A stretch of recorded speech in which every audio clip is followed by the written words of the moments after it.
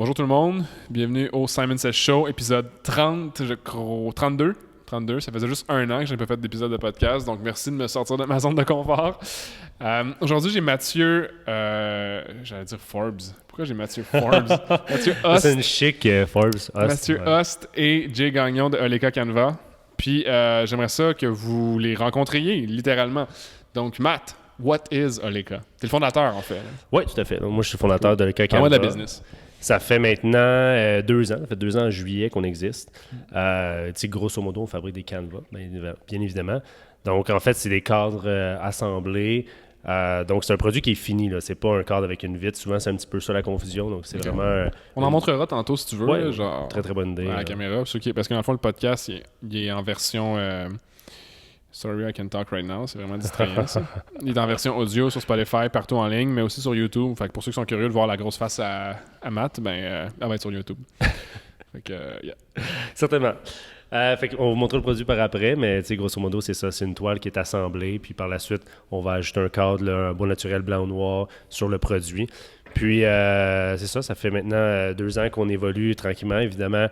Est-ce que l'idée de départ, c'était ça? Pas nécessairement. Le produit, oui, ça a toujours été ça l'idée. Je pense que c'est ce qu'il y avait autour du produit qui a bougé avec le temps tranquillement, pas vite. Au départ, là, on voulait faire des œuvres pour les photographes. Axé sur la photographie. C'était ça l'idée de départ. Le lancement, là, le first step, quand je suis venu te voir, parce qu'il faut le dire, là, je suis venu te voir avec une toile puis une idée au début, puis je voulais faire ça. Je me rappelle. Si tu te souvenais exactement. Dans mon bureau à Sainte-Rose. Là. C'est exactement ça. Ouais. Et puis, ça a évolué tranquillement. On s'est rendu compte que la clientèle ne voulait pas nécessairement des photos.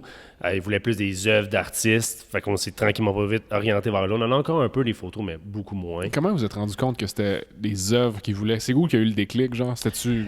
Parce que dans les premiers mois, on n'avait pas de volume, on n'était pas nécessairement connus, etc. Ça fonctionnait pas à notre goût, à mon goût, personnellement. Fait que je me suis dit, il faut qu'on teste autre chose. Clairement, le produit en soi est bon, il est de qualité. C'est ce qu'il y a sur la toile qui semble pas plaire nécessairement. Fait que je me rappelle plus le test premier que j'ai fait avec quel artiste, mais on a fait un premier lancement, puis on a vendu, je sais pas, là, dans ce temps-là, 10-15 œuvres, c'était beaucoup. Là. On a vendu ça, j'ai dit, OK, on a mis le doigt sur quelque chose. Puis on a juste dupliqué ça avec d'autres artistes. Puis on a commencé à comprendre quel style marchait mieux, qu'est-ce que les gens achetaient, où ils allaient s'inspirer. Puis là, de fil en aiguille, on est rendu avec les collections qu'on a, puis le style qu'on a. Puis l'image s'est développée avec le temps aussi. Là. L'image au début, c'était complètement autre chose aussi. Vu qu'on faisait la photographie, c'était du style... je pense que c'était orange et bleu. L'image de la marque, tu veux dire? Oui, l'image de la marque, c'était complètement autre chose aussi. Je veux dire, autant ce qu'on vendait que l'image de la marque, tout était différent. Puis ça a évolué avec le temps tranquillement pas vite jusqu'à maintenant où on est, où on y va plus au niveau artisme, au niveau décoration un peu plus chic, haut de gamme. On a commencé à comprendre vraiment notre produit situé où sur le marché aussi par rapport au marché. Fait que, ce qu'il faut comprendre aussi, c'est que vous avez créé un peu votre catégorie dans le marché aussi. C'est ce qu'on appelle en marketing ou en branding, là, choisis la catégorie que tu veux, là, mais ça s'appelle la loi de la catégorie, littéralement, où ce que tu détermines, où tu observes qu'il y a une demande pour quelque chose qui n'existe pas nécessairement, puis que là, vous avez juste fait genre, OK, on voit l'opportunité d'être le leader dans cette vague-là, si on veut. Puis dis-moi, Jay, il fait quoi ici? Peut-être qu'il veut le dire. Moi, je suis juste là pour prendre la place dans la caméra, dans le fond. Là, exact, nice. À la base, j'ai été engagé pour m'occuper seulement du marketing d'influence. Donc, c'était un petit contrat par mois pour vraiment aller chercher des influenceurs pour qu'ils puissent faire des collaborations avec nous. Je pense pas qu'on avait une idée à la base qu'on serait rendu où est-ce qu'on est nécessairement en ce moment, surtout avec le poste que j'occupe en ce moment. Tu es marié avec 2 enfants. Puis... Écoute, le mariage a été décalé à cause de la COVID, donc sinon on serait déjà plus proche. Mais maintenant, je m'occupe de tout ce qui est développement des affaires et marketing à l'interne. Je m'occupe encore des campagnes d'influence parce que c'est un très gros morceau de notre marketing, environ 50%, je dirais, si c'est pas plus. Et puis, je m'occupe vraiment de tout ce qui est la stratégie avec Mathieu. Puis aussi, on sous-contracte un peu là, les ads, tout ça. Donc, on fait tout ça ensemble pour essayer d'amener le meilleur marketing possible pour faire grandir l'entreprise. Mets le micro plus proche. Sinon, les gens ne vont rien entendre, ils vont entendre l'écho seulement. Mais c'est intéressant ce que tu dis. Puis je pense que ça, c'est une leçon qui peut être intéressante pour des solopreneurs ou des gens qui partent leur business en tant que tel. C'est l'idée que vous ne dépendez pas juste d'un canal de marketing. T'sais, vous faites du marketing payant, vous faites de l'influence, vous faites du outreach, donc du cold call direct. Puis peut pas parler vraiment de la grosse nouvelle qui vient d'être closée, mais ça marche, le outreach. Ça donne des résultats qui valent la peine d'être considérés. Parce que souvent, dans les business que je rencontre ou je consulte avec, ou les entrepreneurs à qui je parle, les gens sont comme « Ah oui, mais là, j'ai peur ou j'ai pas envie d'approcher le monde. » Je suis comme « Oui, mais la réalité, c'est que tu n'auras jamais de feedback réel du marché si tu vas pas au marché. » genre. Moi, non, t'as vraiment pas le choix. C'est sûr que c'est vraiment sortir de sa zone de confort. Il faut prendre le téléphone, il faut prendre le clavier, il faut commencer à écrire. Il faut trouver les bonnes façons d'approcher ces gens-là parce que si tu l'approches d'une façon très impersonnelle, la personne ne va pas te retourner l'appel. C'est vraiment important de faire sentir à la personne que, selon moi, qu'on lui parle directement. Donc, c'est pas nécessairement de créer un courriel personnalisé ou un appel personnalisé pour chaque personne, mais c'est d'avoir un modèle qu'on peut légèrement modifier pour s'assurer que la personne se sente comme si c'était un courriel qui était exclusivement pour elle. Puis par la suite, on est capable d'avoir un bon retour là-dessus. Et mettons par hasard, là, puis un de vous deux peut répondre, là, mais de ce que vous avez fait depuis les 2 dernières années, qu'est-ce qui a été le plus rentable en termes de développement de l'entreprise? Parce qu'on partait de rien. Je me rappelle quand tu es venu dans mon bureau, Matt, jour 1, à genre « Hey, j'ai une idée, tu peux-tu m'aider à draft un plan marketing? » Puis là, vous avez votre propre usine, littéralement où on est assis en ce moment, avec la salle de bain dans le milieu, que je trouve très drôle d'ailleurs. puis vous produisez ici, vous avez comme 5 bureaux, life is like moving fast. Là. Fait que, qu'est-ce qui a amené cette croissance aussi rapide? Je t'avouerai que ça a été rapide dans la dernière année, sincèrement. Le momentum a pick-up. Pardon? Le momentum, le pick-up. Oui, exactement. Parce qu'au début, ça a pris du temps, comme je disais tantôt, trouver qu'est-ce que les gens veulent acheter. Première affaire. Un coup qu'on a trouvé ça, c'est correct. Après, ça prend du volume. Fait que c'est pas vous que tu as le meilleur produit du monde. Si personne le connaît ou le voit, tu le vendras pas. Fait qu'après ça, c'est tester différents canaux de vente. T'sais. Fait que, OK, après ça, on est allé... au début, on était très fort sur Facebook. Après ça, on a dit, OK, on va tester sur Instagram. On a commencé à tester sur Instagram. Et là, est venu les campagnes d'influence. Jay est arrivé. On a commencé à faire beaucoup d'influenceurs. Quand quelque chose fonctionne, on le duplique, tu sais. Fait que dans le sens où, OK, 3 influenceurs génèrent tant. Oh, cool. Bon, on va en faire 100, tu sais. Je veux dire, puis les chiffres, souvent... Tu vois, Jay, il est comme, ah ouais, on en fait 200, on monte ça à 500. Ouais, carrément. C'est exactement ça. Pourquoi pas? Ça fonctionne. On y va illimité. Puis après ça, Pinterest. Puis après ça, Lincoln. Puis après ça, on avance. Ce qui est le plus rentable, c'est les ventes en ligne. C'est sûr. Fait que tout ça, en évidemment... direct, tu veux dire? Parce que les ventes directes, parce que vous avez 2 volets, pour les gens qui ne le savent pas, vous vendez au travers certaines boutiques, puis vous vendez aussi au travers votre propre plateforme en ligne, votre site web. C'est ça. Okay. Fait que ça, c'est ce qui est le plus rentable pour nous présentement. Les boutiques, évidemment, oui, ça amène du volume, c'est intéressant, oui, on le fait à profit, mais un profit plus mince. Ouais, c'est la visibilité d'un sens. Là. C'est la visibilité, c'est la notoriété, c'est pour ça qu'on le fait. Mais c'est sûr que la croissance des ventes en ligne, c'est vraiment ça qui fait qu'on peut se payer un bureau comme ça, une place de production, puis des employés. C'est parce que les ventes en ligne ont une forte croissance. T'sais. Fait en 2021, parce que ça, c'est à ce moment-là qu'on l'enregistre, les ventes en ligne sont quand même votre meilleur canal de revenus, si on veut, en termes de retour sur investissement. Là. Oh oui, 100%. Ouais, c'est pas étonnant, parce que ce qu'on remarque maintenant, c'est que vous contrôlez la distribution de votre produit. Anciennement, les gens n'auraient pas eu le choix d'aller chez Walmart, de mettre ça, puis espérer qu'il y ait des ventes. Genre, puis là, à la fin du mois, de faire dire, ouais, ça n'a pas vendu ton produit, fait qu'on te sort. Puis là, t'es comme, ma business, Mais il y a plusieurs problèmes parce que Walmart, dans le j'utilise Walmart. C'est un canal de vente. Exact. Même aujourd'hui, quand tu regardes des Wayfair, puis des Amazon, puis tout ça, c'est un canal de vente. Au bout de la ligne, tu roules en dropshipping, tu reçois des ventes de ce canal de vente-là. C'est aussi intéressant qu'un Shopify, un Etsy ou n'importe quelle autre plateforme. Puis même pour des entreprises comme nous, par exemple, d'intégrer ce genre de plateforme-là peut être... Mais vous, Amazon, ça serait une scène, là? Genre Wayfair. Juste pour... Wayfair? C'est une question de décoration et tout. Mais c'est une question d'image de marque puis de prix de vente. C'est-à-dire que pour vendre sur Amazon, il faudrait qu'on baisse un peu notre prix, c'est certain. Est-ce qu'on serait rentable? Qu'est-ce que la clientèle va penser du fait que tu achètes un produit de qualité en ligne d'une entreprise québécoise, puis tu te rends compte qu'elle est vendue en gros volume sur Amazon. Nous, on vend des œuvres en quantité limitée, les sur Amazon en tonnes de copies. Je dis n'importe quoi, corrige-moi si je me trompe, là, mais tu dois avoir des séries qui sont tout le temps en production, genre? C'est-à-dire? Des séries de visuels, qui comme ça, c'est genre un standard que vous avez en permanence, ou je peux me tromper, là? Non, en fait, en production, tu parles, mettons, un inventaire.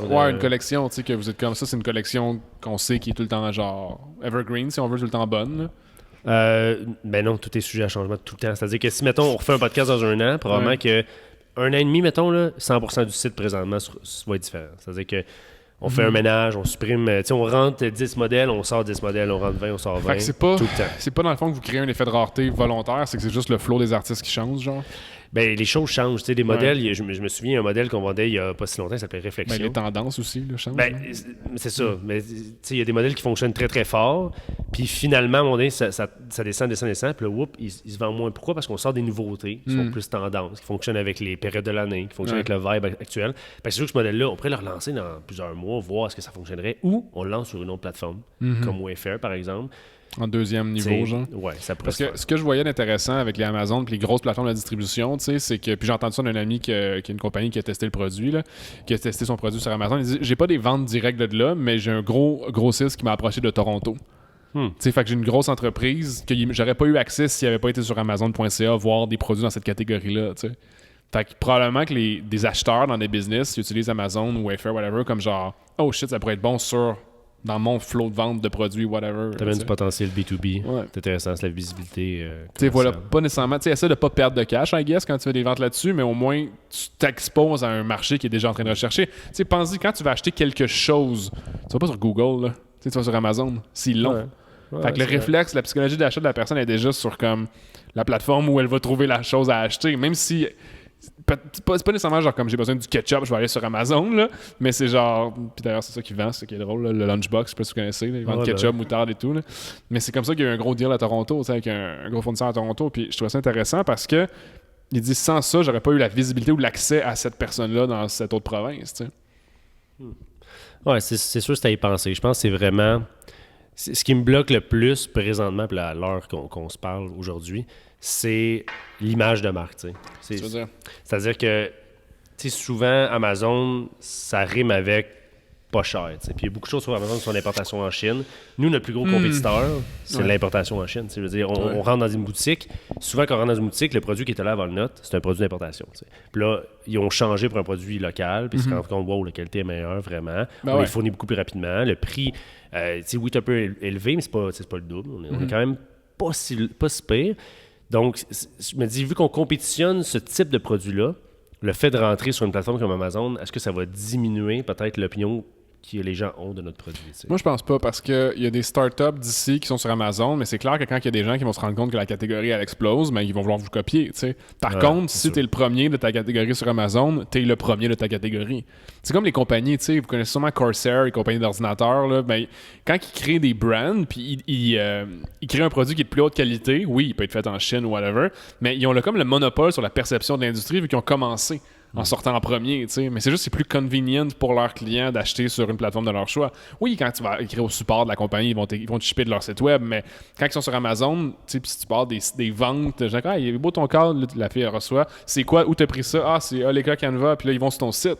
Parce que là, c'est pas qu'ils cherchent un cadre, c'est l'espèce de deuxième niveau de vente, genre, I guess. Là. Ce que j'ai remarqué, là, overall, comme en business, puis des stratégies à essayer dans les business des gens, c'est que si t'as peur de quelque chose, ça veut dire que c'est une bonne idée de le faire. Ouais, pour vrai. C'est comme les... c'est un livre... le livre rouge, là. Sell Like Crazy. Sell Like Crazy. Ouais, qui dit, si tes garanties te font pas peur, c'est qu'elles sont pas bonnes, tu sais. Ouais. Ou je pense que c'est le même dans d'autres départements. Ben, même chose dans la formation. Si tu veux un remboursement, je te rembourse, tu sais. Genre, je m'en fous. Comme le but, c'est de certifier à la personne qui va acheter ce que tu veux y vendre que oui, il y a la meilleure chose au bon moment, mais c'est sûr que là, ils vendent des compagnies chinoises qui vont faire des cartes pareilles comme vous, là. C'est sûr, sauf que si t'es... Tu sais, mettons, moi, j'imagine juste... Oui, fine, tu vas dire Apple, il est pas sur Amazon, là, mais ça, c'est un autre beast au complet. C'est juste la plus grosse compagnie au monde. Là, c'est ça. Je sais pas, là, mais la plus grosse compagnie au monde.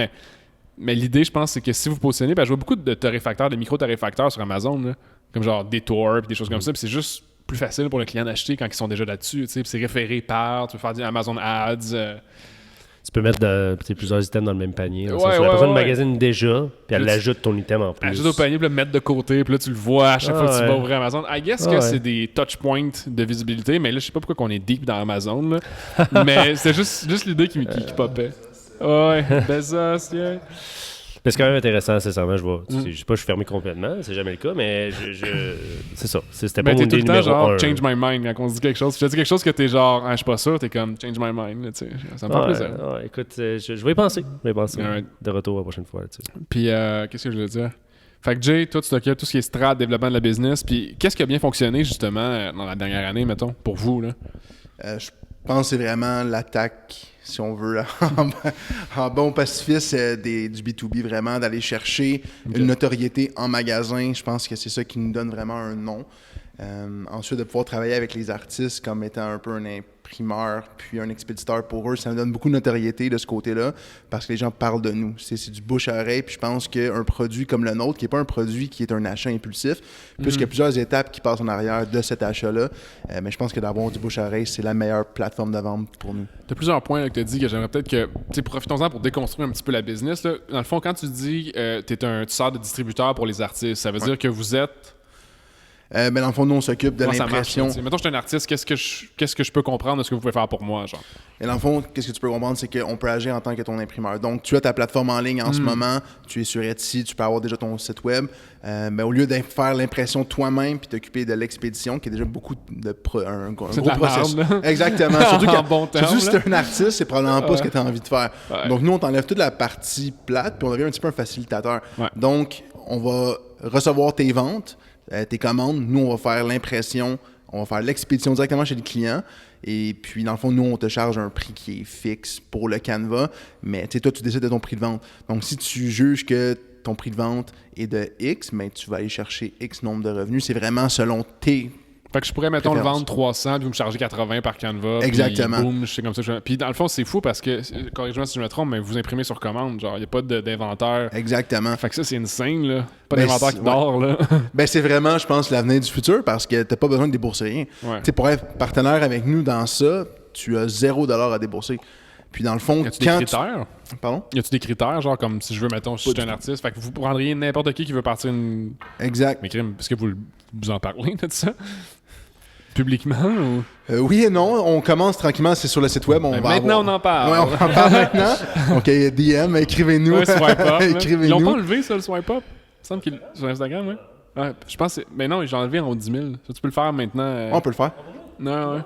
En haut de 10 000, ben oui. Non, mais en bas de 10 000, j'ai vu ça, qu'il je sais pas. Ouais. Ah, ça se peut. Ouais, parce qu'il disait que c'était... En tout cas, bref, je dis vague, mais continue. Je sais. Ouais, c'est ça. Tous les autres clients étaient comme genre, j'ai hâte d'être à 10 000 pour voir le swipe up. Puis là, quand j'ai vu l'annonce qu'il l'enlevait ou whatever, je pense que c'est des ads ou quelque chose de même. Je sais pas trop. Là. Ouais. Mais ouais, tranquillement, on en parle de plus en plus, mais on fait beaucoup du cold call. On va contacter les artistes pour justement leur proposer cette plateforme-là. Puis on leur envoie un échantillon pour qu'ils puissent bien sûr le tester parce que veut pas, c'est leur nom qui va rester en arrière du produit, même si c'est nous qui s'occupe de toute l'impression, l'expédition. Avez-vous plusieurs artistes qui sont en dehors du Québec ou c'est principalement au Québec en ce moment? 95% au Québec, je te dirais. Là, on en a en ce moment, je pense, 2 ou 3 en Ontario. Okay. Le reste, c'est vraiment au Québec parce qu'honnêtement, il y en a tellement. C'est impressionnant. D'artistes, tu veux dire? Ah oui, c'est malade. Vrai, hein? Il y en a vraiment beaucoup, beaucoup. Puis on fait pas seulement non plus de l'impression, d'illustration. On fait aussi des reproductions.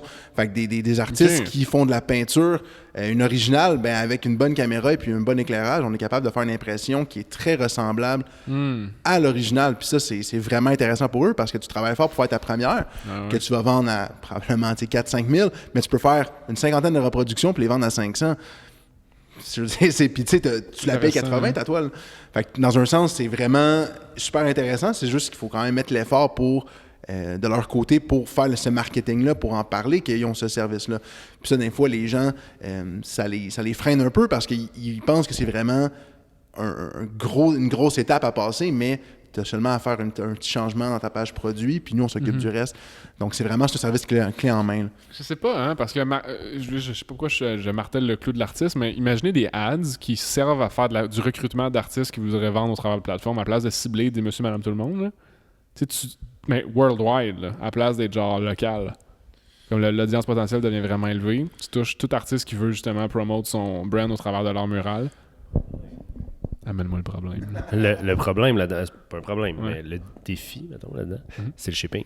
Parce que cool, un artiste de la France, c'est nice. Toutes ses ventes sont en France. Fait que là, lui, là, présentement, il fait imprimer quelque part. C'est un artiste, il est établi, il vend. Souvent, c'est ce qu'on veut. Quelqu'un qui n'a jamais vendu 0, on le prend pareil, mais souvent moins intéressant parce qu'il vend Il n'y a pas de proof of concept. Là, c'est ça. C'est sûr qu'ils sont bons. Les artistes avec qui on travaille, sont arrivés avec nous, il y avait déjà du roulement. Puis là, ils arrivent avec nous. Puis nous, ben, ça nous fait dessus des ventes, 10 ventes, 15 ventes, 20 ventes par semaine parce qu'il y a déjà du roulement. Fait que c'est sûr que c'est ceux-là qu'on target le plus rapidement possible quand on arrive quelque part. Fait que, mettons qu'on target la France. On dit, OK, on va donner établi là. Le problème, c'est que eux, leur imprimeur en France, ils shippent pour 9,99 € sûrement partout à travers la France. Puis nous, ben, ça va nous coûter pour le même cadre, à la place de nous coûter 12 $, 10 piastres, puis ça va nous coûter 100. C'est quand même fou, là. Ouais, parce que si tu as une affiche ou un canevas non assemblé roulé dans un cylindre, c'est cool. C'est comme 35 $, là, expédié en France. En Europe, mettons.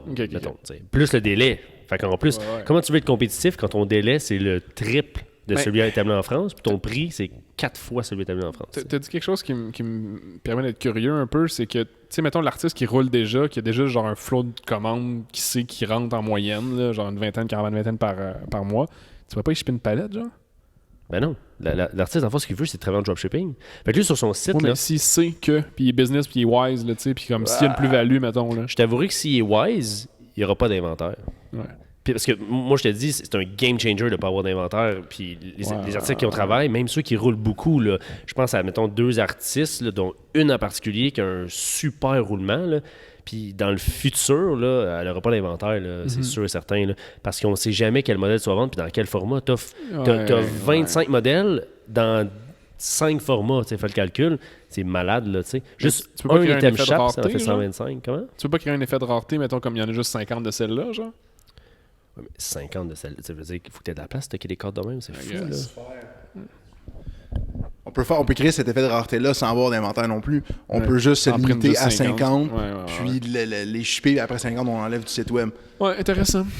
Intéressant, j'étais comme comment qu'on développe la France, là, tu sais. J'étais parti là-dedans. Ben, c'est sûr qu'à long terme, ça serait vraiment intéressant. C'est sûr que nous, on veut pas rester juste au Québec. Là. On veut aller partout dans le monde, mais ça va prendre des centres d'impression partout dans le monde. Ben, c'est ça. Ça, t'as pas le choix, là, parce que sinon, on serait zéro compétitif, à moins que la personne en France ait un grand marché qui vient d'ici. Si ça peut arriver, il y a beaucoup de population à Montréal qui est française. Donc, il y en a beaucoup qui viennent d'ici, qui se développent un marché peut-être, qui retournent en France. Mais ça peut être intéressant. Mais c'est sûr que je pense que ça vaut pas la peine de prendre nos efforts pour cette clientèle-là pour le moment.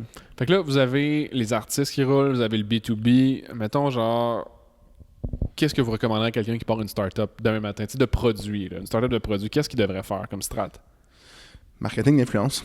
Je pense que c'est qu'est-ce qui coûte le moins cher. Mais non, mais quand tu as le bon produit, je pense que c'est qu'est-ce qui coûte le moins cher. C'est du marketing qui coûte beaucoup moins cher que le marketing traditionnel. Donc, radio, télévision. Honnêtement, c'est ça. Donc, le cachet, ça t'en donne. Exactement. Nous, on a le produit que les gens veulent. On a un produit qui est désirable. Parce que oui, on a nos modèles, mais on fait aussi du personnalisé avec de la photographie. Donc, pour certaines personnes, c'est quelque chose qu'ils veulent aller chercher de l'émotion en ayant un cadre chez eux. Et puis... Ouais, un souvenir, un bébé, exactement. quelque chose, j'imagine, facilement. Là. Exactement. C'est quoi que vous printez le plus par hasard? Comme, mettons, en Monsieur, Madame, tout le monde. C'est pas nécessairement qu'ils viennent de des artistes. Là. Des catégories. Vos modèles, oui? Nos modèles qu'on vend le plus au-dessus du... Mais ça dépend des périodes de l'année.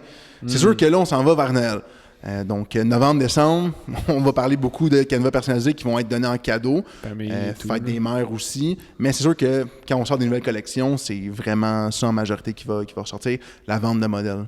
Interesting. C'est quoi la question que j'ai demandé juste avant, ça? Qu'est-ce que tu recommanderais à... Ouais, c'est ça, mais marketing d'influence, exactement. Donc, tu sais, un influenceur qui, en général, pourrait demander 1 000 $ pour faire un post in-feed, donc un post statique, mais nous, il accepte de faire ce post-là parce qu'il veut notre produit. C'est sûr que quelqu'un il y a un produit qui est un petit peu moins désirable, mettons, je pense à des lunettes de soleil ou un T-shirt, c'est sûr qu'il faut que tu débourses ton argent, puis le retour sur investissement va peut-être pas être super intéressant au départ, mais si tu as quelque chose qui a une désirabilité, marketing d'influence 100%, parce que tu donnes 1-2 toiles, puis la personne va en parler, elle va faire des concours, elle va faire des stories, puis ça va te donner une plus grande notoriété. Encore une fois, le bouche à oreille, pour moi, je pense que c'est le plus important, surtout dans notre industrie, c'est pas un achat impulsif. Il y a beaucoup d'étapes qui vont en arrière de ça, puis si la personne n'a aucun feedback, elle l'achètera pas. Pour le fun, est-ce que vous voyez le nombre de fois que les gens viennent sur votre site avant d'acheter? Genre, ça prend-tu comme 6 mois, 3 mois, 1 an? Ou... Nombre de clics? Avez-vous genre un heatmap shit ou... Soon? En fait, il faut qu'on commence à exporter des données puis commencer vraiment à faire des stats. Data analytics, là. Faut qu'on se mette là-dessus. C'est par manque de temps, c'est niaiseux, mais en tout cas, c'est par manque de temps qu'on le fait pas présentement. Prioriser ce que vous avez à faire. Là. Mais quand même, quand on fait des nuits de travail marketing, on le fait un peu en bref, mettons, là. Puis on jette un coup d'œil à ce genre de statistiques-là. Puis le problème, c'est que ces statistiques-là sont un peu faussées parfois, tu sais. Parce que dans le fond, c'est ça, les statistiques sont faussées. Les statistiques sont faussées parce que il y a des gens qui vont directement sur le site, mais ça fait déjà 8 fois qu'ils vont sur le site parce que maintenant, avec le nouveau iOS, on peut pas tracker les IP tout address le et tout. Les gens, si toi, tu y vas sur ton cell, tu arrives à la maison, tu prends l'ordi de ta blonde, tu dis « Hey, il faut que je te montre de quoi, ça fait 14 fois que je vais sur le site. » Là, vous y allez avec son ordi, vous l'achetez. Moi, ce que je vois, c'est une visite en direct achat. Il y en a plein que je vois comme ça. Mais peut-être ça pourrait être intéressant d'en glisser un mot, justement, les Facebook Ads, depuis iOS 14.5. J'ai entendu dire, ça c'est ce que j'ai entendu. Je ne fais pas encore de pub moi-même, j'ai hâte d'en faire pour justement me rendre compte que c'est de la merde, là. J'ai hâte. Là. Mais apparemment, le coût par acquisition CPA, il a doublé. Ah ouais? OK. Faudrait que j'en parle à la personne qui s'occupe de ça. Nick, est-ce que le coût par acquisition a doublé? Non, mais je voyais en fait que tu avais comme 2 fois moins de... Soit c'est de fréquence de visionnement sur tes ads. Bref, là, il y a comme un chiffre qui a fait que ça coûte 2 fois plus cher. Genre. Ben, c'est sûr que ça bouge maintenant parce que, tu sais, comme là, je parle du site Internet lui-même. Quand on analyse les stats, je me rends compte que la moitié, clairement, sont faussées. T'sais, première visite, tu sais, les gens ont tapé notre site web en haut, ils ont cliqué Enter, ils ont acheté. Si tu as marqué notre site en haut puis tu as acheté directement, tu nous connaissais de quelque part. C'est pas la première fois que tu vas sur notre site. Mais tu peux le comprendre, toi, en tant que... Je le comprends, mais après ça, combien de fois il est venu, ça devient faussé, tu sais. Mais au niveau des ads, oui, ça met un peu la même chose. Puis ça, on a quelqu'un qui s'occupe de ça, qui nous fait un beau rapport à la fin du mois, puis qui nous explique ça. Puis il nous dit, oui, en effet, on peut difficilement tracker, Charlotte Annick, on peut difficilement tracker les données. Ça fait, en effet, changer les chiffres comparativement à il y a 6 mois, ou peut-être plus, là, où on avait des chiffres plus précis par rapport à ça. Je sais que les publicités en tant que tel, une catégorie, c'est un sujet qui est chaud. Tout le temps, tout le monde, ils sont comme si tu fais des Facebook ads, tu vas être riche, tu fais des ads, tu vas être riche. Mais vous, dans les ads que vous faites, c'est lesquels qui sont les plus rentables, que vous recommanderiez de faire, mettons quelqu'un qui commence, bien entendu. Là. Ben, déjà, pour faire de remarketing, moi, j'étais stické là-dessus au début. Moi, je me suis dit au début, on va faire du remarketing à côté, c'est logique. Moi j'étais targeté par ça. J'allais sur un site, n'importe quel site, puis après ça, je me faisais bombarder de publicités de ce site-là. Souvent, les produits que j'ai visités, que j'ai regardés, peu importe. Puis, j'achetais, tu sais. Fait que j'étais comme, OK, il faut faire ça.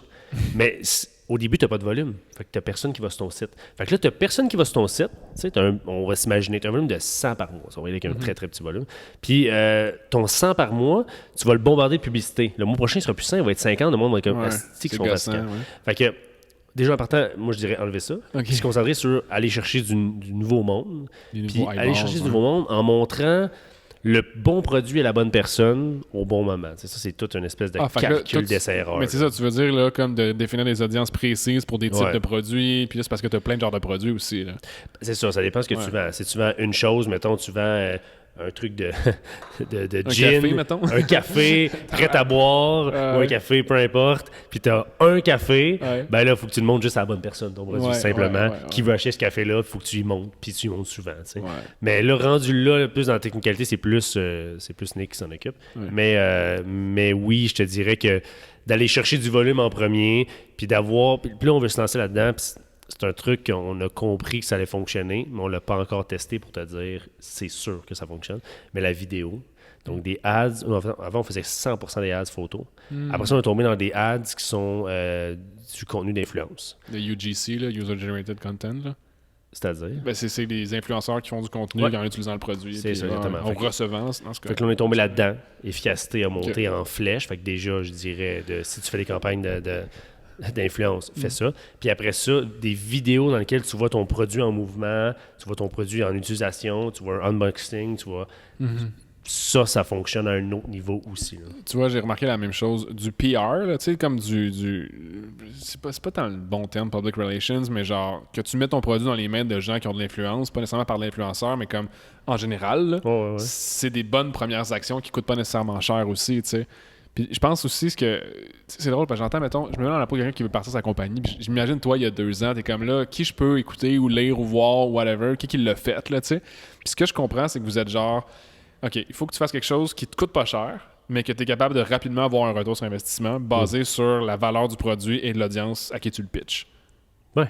Peu importe le médium, la plateforme, le produit. C'est ça la stratégie, dans le fond. Faut que tu aies une espèce de stratégie en escalier de comme j'ai un retour rapide sur cette stratégie-là. Fait que là, ben, ça j'ai de valide ta l'argent. théorie. Là. J'ai l'argent pour investir dans une deuxième stratégie, une troisième stratégie, une quatrième stratégie. Puis y aller de la stratégie la moins dispendieuse à la plus dispendieuse en escalier. Mais ouais, c'est clair, parce que sinon tu vas t'étrangler, là, c'est sûr. Là. Ouais. Ben, souvent, les gens, ils ont peur de commencer au début parce qu'ils sont comme, faut que je fasse tout. Mais dans le fond, c'est d'y aller une à la fois. Oui, c'est exactement ça. Puis campagne d'influence, c'est définitivement ce que je ferai en premier. Ouais. Puis le faire bien, fait que tu choisis les bons influenceurs, c'est très important. Pas juste dire celui qui a le plus d'abonnés, je veux celui-là. Là. Ça, erreur qu'on a faite au début, que j'ai faite au début, parce qu'il n'était pas rendu là quand j'avais cette mentalité-là, de dire je veux le plus gros possible.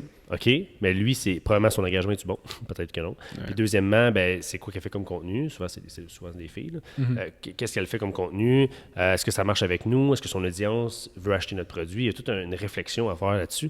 Mais si tu sélectionnes les bons influenceurs, puis tu fais du volume, parce que erreur aussi des premières semaines, clairement, choisir un influenceur, envoyer un produit, s'asseoir puis attendre. Ah ouais. Attendre le contenu. Puis là, quand il y a le contenu, te dire « Oh my God, ça va exploser ».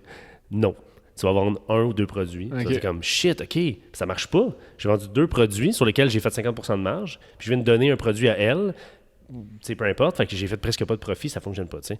Fait que, mais si t'en envoies 50, ben là, tu peux t'asseoir à attendre. Puis là, ça devient intéressant. Fait qu'il faut que tu fasses du volume. C'est ça que tu me disais, je me rappelle quand j'ai commencé avec le café, t'étais comme, il faut que tu en envoies genre à plein de monde. Oui. Jour 1. C'est ce qu'on a fait, mais on a eu 0 vente directe parce qu'on s'est rendu compte que la catégorie dans laquelle on jouait, il y avait trop de compétition. Puis les gens avaient déjà placé dans leur tête, parce que j'ai une compagnie de café, là, je sais que vous le saviez pas déjà. Là. Puis whatever. Puis les gens ont placé dans leur tête, en fait, je l'ai fait pour moi. Puis ils se disaient, tu sais, ça vaut autant pour moi du café. Mais dans votre cas, vous n'aviez pas nécessairement de prédécesseurs, de gens qui avaient ce que vous alliez offrir. Il y avait comme pas de. Il n'y avait pas de standard, I guess, à part des trucs en Chine ou Vistaprint. Là. Moi, exact. Mais je pense que ce qui est vraiment le plus important, là, puis c'est des fois, on se laisse emporter par, tu sais, cet influenceur de 100 000 abonnés est intéressé dans mon produit, OK. Mais il faut toujours revenir à la base, c'est qui ton client cible. Exact. Ça, c'est vraiment important parce que si l'influenceur, ben, tu sais, c'est une fille qui fait du voyage, mais tu sais, qu'elle a 0 contenu de maison, que nous, c'est vraiment ça, la décoration, ben, la majorité de ses abonnés ne seront pas là pour ça. Donc, c'est vraiment important d'avoir le client cible en tant qu'influenceur, puis ses abonnés vont être aussi ton client cible. Mais c'est ça, c'est la valeur de l'audience de l'influenceur. Exactement. C'est à qui qu'elle a influence, littéralement, ou lui, elle ou lui. Là. Exactement. C'est que tu as un abonné à 15 000 abonnés, mais qu'elle a un gros taux d'engagement, puis que le 3/4 des abonnés sont intéressés à ton produit est beaucoup plus rentable qu'une influenceur avec 2 millions d'abonnés, qu'il y a 1/8 de son following qui est intéressé. Puis premièrement aussi, deuxièmement, la fille avec 2 millions d'abonnés, elle risque de te demander un cachet en argent parce qu'elle a un plus gros reach, mais qui va servir absolument à rien pour ton entreprise. C'est vraiment fascinant ce que tu dis parce que la question que je me demande, c'est ça s'en va où le marché du marketing d'influence? Parce qu'on le sait tous qu'ils servent à vendre des produits maintenant. Là, là on est comme tout genre, t'es juste là pour me vendre un produit de la compagnie qui m'a sponsor. Fait que c'était pas l'intention. Au début, les gens capotaient parce qu'ils étaient comme genre, ah ouais, il parle de ça, ça doit être bon, mais juste parce qu'il en parlait, parce que c'était intéressant. Puis là, on a comme mis ça comme un canot de vente. Là. On utilise d'autres humains pour promouvoir nos produits, là, qui existent depuis toujours, mais via les influenceurs sur Internet en tant que tel.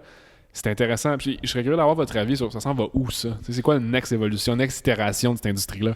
Bien, c'est sûr qu'avec, surtout au Québec, là, puis même partout dans le monde, où est-ce que les fameux shows de réalité, où est-ce que les gens sortent de ce show-là et ont 100 000 abonnés. T'sais, on va se dire Occupation Double, c'est une production à influenceurs. Occupation quoi? Ouais, Occupation Double. Je suis en France, c'est que ça fait ça. C'est vraiment une factory à influenceurs. Donc ça, à la base, pour nous, dans un sens, c'est intéressant parce que ça vient baisser les coûts du marché. Parce qu'il y en a tellement qui sortent qu'il n'y a plus cet effet de rareté-là. Donc, tu sais, moi, je pense beaucoup quand j'avais 15 ans, Marc Fitt, Elisabeth Rioux. Au Québec, c'était pas mal dans les seuls influenceurs avec au-dessus d'1 million. T'es comme, ils chargeaient cher. Mais là, aujourd'hui, tu peux aller chercher des influenceurs de 100 000, 200 000, puis qui seront willing de ne pas prendre un cachet d'argent ou ils vont charger moins cher parce qu'il y a beaucoup de demandes, puis eux aussi, il faut qu'ils travaillent. Ouais. Mais c'est sûr que je pense que les gens vont commencer à remarquer un petit peu l'authenticité des influenceurs. Donc, ceux qui vendent pour vendre et ceux qui aiment vraiment le produit pour lequel ils veulent travailler. Donc, nous, par exemple, on le voit dans le sens que dans sa réponse, quand on lui écrit, si on voit qu'elle est hésitante, ben elle ne veut peut-être pas le produit. Elle prendrait juste le cash. Exactement. Fait que pour nous, ça, c'est pas intéressant parce que nous, on veut que la personne soit un petit peu notre ambassadeur. Ben oui, on veut que la personne embarque avec nous, c'est ça, tu sais. Il faut que la personne, si elle a une de ses amies qui va venir, elle va pas dire une collab random. Mais non, c'est Alika Canva qui te l'a donné la toile. On veut que les gens s'en rappellent. Puis ça, c'est vraiment, vraiment important. Puis je pense que ça qui va faire la différence dans le futur. Mais ça, c'est intéressant parce que dans le fond, ça va juste augmenter la valeur de l'expérience des utilisateurs de la communauté de la personne. Fait que, mettons, tous les fans de ces personnes-là, ils vont être moins bullshittés. Puis au niveau des entreprises qui deviennent plus aguerries avec, justement, la perception que vous avez de l'influenceur, ben s'ils sont pas authentiques, ils auront juste pas de job. Donc, ça va juste, I guess, faire mousser la crème au top. Puis ça va vous aider, là, I guess, tu sais. Vers où ça s'en va, ça va être mieux pour vous, d'un sens.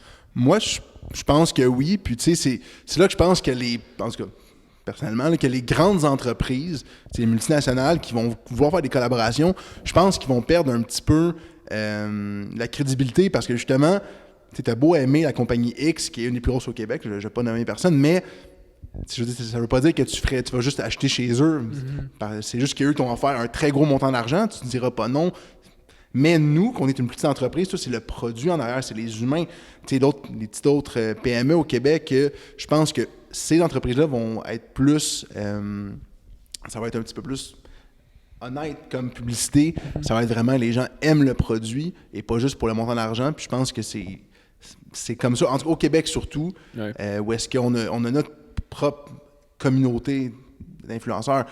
Il y en a beaucoup moins qu'ailleurs dans le monde parce que le Québec est unique dans le monde. Donc, on a seulement ce bassin-là qui est intéressant. Puis, tu sais, pour les PME au Québec, c'est ce bassin-là uniquement qui est intéressant pour le moment. T'sais. Comme vous disiez tantôt, il y a beaucoup d'artistes au Québec aussi. Fait que c'est comme une belle conséquence que vous êtes tombé dessus. Là. Vraiment. Ça aurait pu être un autre genre de business. Mais je me rappelle, Matt, au début, quand on se parlait, t'étais comme, tu sais, au pire, si c'est pas ce projet-là, j'aurais appris quelque chose. T'sais. Je me rappelle quand tu m'as dit ça, t'étais comme genre, oh shit. Fait que je vais aller all-in, mais si ça marche pas, je vais faire autre chose avec ce qu'on va avoir appris, tu sais.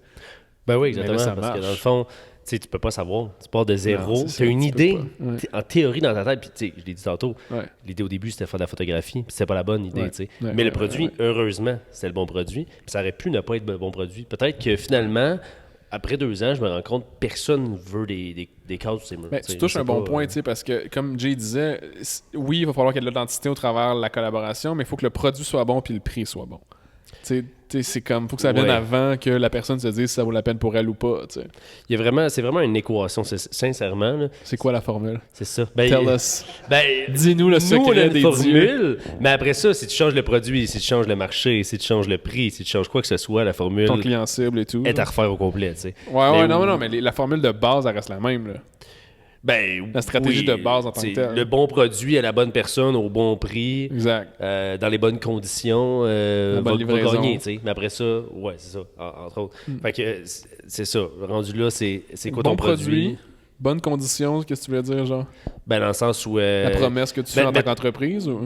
Tout ce qui va autour, par exemple, le service à la clientèle, l'expédition, l'unboxing, l'expérience en général, le site web, ça, c'est tout ce qu'il y a autour du produit. Tu peux avoir le meilleur produit au monde, mais si ça prend 5 semaines avant qu'il arrive, tu as 0 service à la clientèle, puis pour l'acheter, c'est compliqué, tu le vendras pas. T'sais. Fait que, selon moi, c'est que c'est le bon produit, le prix fait du sens. Si tout fait du sens... tu vas le faire, pour le consommateur. Mais mettons, je pense à quelqu'un qui écoute ça, là, puis comme, qu'est-ce que je peux en retirer de pratique de cette conversation-là?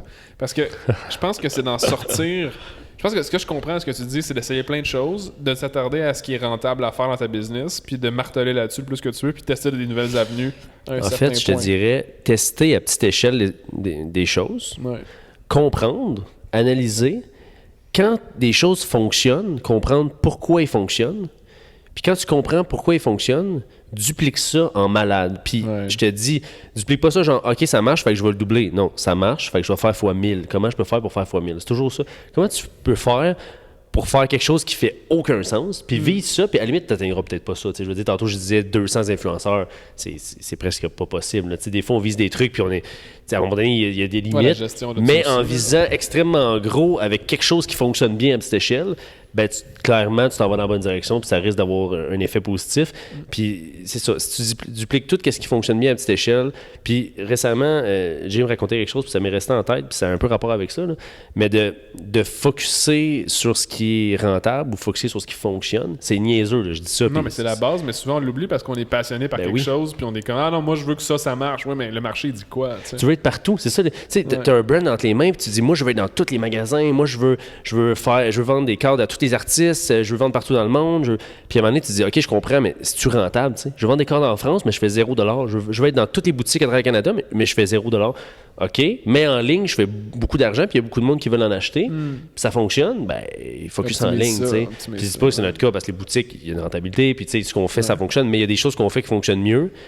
Puis là, tu vois, on a plus d'action là-dessus. Là. Ben, ça fonctionne parce que vous focussez graduellement à grossir votre net d'un peu de reach, mais c'est pas genre, hey, là, on a des boutiques à Vancouver, on est ici, on est ça le jour 1. C'est pas ça le. Ouais, non, c'est ça. Mais c'est pour ça qu'il faut que tu focuses, selon moi, surtout au début, sur une chose qui marche bien. Fait que trouve-la, genre. Trouve-la. Sans over-invest dans d'autres choses, genre. Ouais, teste à petite échelle, puis trouve-la. Puis après ça, duplique ça beaucoup. D'accord? 100%. Et surtout, à l'ère qu'on est aujourd'hui, on peut tous se partir une boutique en ligne. Donc, tu sais, honnêtement, moi, je pense que le premier step... On a tout un compte Kijiji. Ben, c'est ça, exactement. Donc, je pense que le premier step, c'est vraiment de partir quelque chose toi-même. Tu sais, le vendre au retail, à moins que tu aies un volume de fou, puis tu sais que tu aies leur cost qui fonctionne, ça sera pas ça qui va être le plus rentable. Oui, ça va donner la notoriété. Retail, tu veux dire en magasin? Oui, en magasin, exact. Donc, tu sais, nous, c'est ça qu'on voulait être partout. Là. On voulait être dans tous les points de vente au Québec, on voulait le faire au Canada, mais on s'acharnait de la mauvaise façon dans le sens que on voulait aller chercher des joueurs qui n'étaient pas nécessairement plus rentables puis qu'eux jouent avec de l'importation. Donc, nous, se battre avec le joueur comme la Chine, en ce moment, c'est plus intéressant avec l'augmentation des taxes au niveau de l'importation, mais ça reste qu'un cadre à 40 $ en 24-36, on ne pourra jamais faire ça, puis la qualité n'est pas la même. Puis ça, on s'est rendu compte que mais c'est pas notre clientèle cible. Puis ça sert à rien de mettre son énergie là-dessus. Tu sais, le 10 heures, en exemple, que je mettais sur aller chercher ces entreprises-là, mais on va le mettre en 10 heures en développement de ads, en développement marketing, qui va faire à la place augmenter nos ventes en ligne, qui est notre marge est beaucoup plus intéressante. Oui, tu sais, puis c'est ça, c'est où j'avais vu ça? J'ai vu ça récemment en plus, parce que comme tu disais, Matt, tu sais, comme va au maximum dans la direction que ça marche jusqu'à ce que tu atteignes un sommet ou que tu n'es pas capable de passer une autre étape sans, je sais pas, moi, changer de bureau, produire 4 fois plus ou whatever, là, tu sais. Puis là, tu prendras une décision, est-ce que je stagne à ce moment-là ou j'essaie d'autre chose, là, tu sais. Non, exact. Parce que c'est sûr que si tu mets tous tes œufs dans le même panier, tu dis, OK, je lance ce gros projet-là, c'est la nouvelle affaire. Écoute, peut-être que ça va marcher. Mais t'as pas des grandes chances. T'es mieux de vraiment y aller, comme Matt disait, à petite échelle, tu testes, puis tu y vas toujours graduellement. Sinon, honnêtement, tu vas brûler ton temps, puis tu vas peut-être brûler aussi l'opportunité que tu aurais eue peut-être dans 2 ans. Peut-être que tu es trop rapide pour le marché. Il y a des trucs qu'on a pensé, qu'on pense qu'on est peut-être trop rapide, puis ça a moins bien fonctionné, mais on va pas se lancer là-dedans tout de suite. Mais il faut juste savoir quand le faire, puis c'est sûr que c'est pas... Des fois, c'est tentant, là, c'est excitant, les projets, là, je veux faire ça là. Nous, on voudrait être partout dans le monde en ce moment, mais on n'est pas rendu là. Écoute, le Québec, oui, c'est juste une province, mais il y en a en tabarouette du stock à couvrir. Puis en 2 ans, on a fait déjà un bon bout de chemin, mais il y en a encore beaucoup à faire, puis on peut tellement aller en chercher encore que, tu sais, à la base, moi, quand je suis rentré, on m'a dit comme mandat, on s'en va dans l'Ouest. On s'en va dans l'Ouest canadien. On s'en va recruter tous les influenceurs de Vancouver, je les veux. Parfait. Écoute, on en a fait peut-être une 50aine, 60aine. Peut-être 2 ventes. C'est drôle ça, mais à Vancouver, il y a beaucoup de produits importés de Montréal dans les boutiques. Là. Quand j'étais allé cet été, il y a beaucoup de boutiques faits à Montréal. Moi, j'étais comme, fuck, on arrive de Montréal, puis on les voit même pas ici, ces affaires-là. Je trouve ça drôle. Mais... il y a beaucoup de boutiques de plage puis de beach là-bas. Interesting, guys. Je suis vraiment content d'avoir eu la chance de jaser avec vous. Sur quelle note aimeriez-vous closer là-dessus? Voudriez-vous promouvoir quelque chose? Dire que vous êtes les meilleurs. C'est moi qui le fais. Où est-ce qu'on peut vous trouver, premièrement? Là, premièrement, vous pouvez nous trouver à lecocanva.com. Cool. Facebook, Instagram, LinkedIn, Pinterest. Ouais, LinkedIn. On n'est pas extrêmement actifs sur LinkedIn, mais ça s'en vient. Prochaine stratégie l'année prochaine. Mais on est quand même là, ça c'est sûr et certain. Puis sinon, écoutez, testez nos produits, venez ici, venez nous jaser, sincèrement. Chose que personne... OK, j'ai une chose à dire, je vais dire ça, important, personne ne le sait. Vous pouvez venir nous voir. On a une adresse, on a un numéro de téléphone. Vous pouvez nous appeler. Appelez-nous avant. Ouais. Mais vous pouvez venir. Genre un line-up, là, genre 50 personnes. Je veux juste venir, là, tu sais. Juste venir voir. Non, mais sincèrement, il y en a plein qui nous demandent est-ce que je peux venir chercher ma toile? Ben oui, puis ça nous fait vraiment plaisir. Vous venez ici, vous venez chercher votre toile. Fait que C'est écrit sur votre site, ça? Non, parce que, je veux dire quoi? On le dit, puis oui, on veut le faire, mais on veut pas le marketer partout parce qu'on veut pas avoir des line-up, être encombré. C'est pas une boutique, mais Ça serait hot. exclusivité ici. Ouais. Vous pouvez venir. Vous pouvez venir nous voir. Venir Mais là, au rencontrer. pire, dans le footer du site, là, tu sais, juste caché quelque part. Ah, je pourrais. Un petit pop-up qui arrive après 20 minutes, gars. OK, ça fait 20 Ouais, minutes, c'est ça. t'hésites.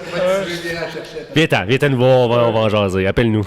Donne-nous ton email, non, mais en tout cas, merci guys, la conversation c'était vraiment apprécié. Puis Merci à toi. j'espère que vous allez trouver ça intéressant en la réécoutant. Puis ceux qui l'ont écouté, ben si vous avez appris quelque chose, je serais vraiment content parce que Matt, c'est vraiment Matt et Jay maintenant, c'est vraiment l'exemple d'une business qui a une idée. Il a mis des actions sur la table, on a présenté un plan d'action au début, il a agi, puis là il est rendu dans sa propre business 2 ans plus tard, puis il vit de ça maintenant. Fait que c'est quand même insane. Je trouve ça cool.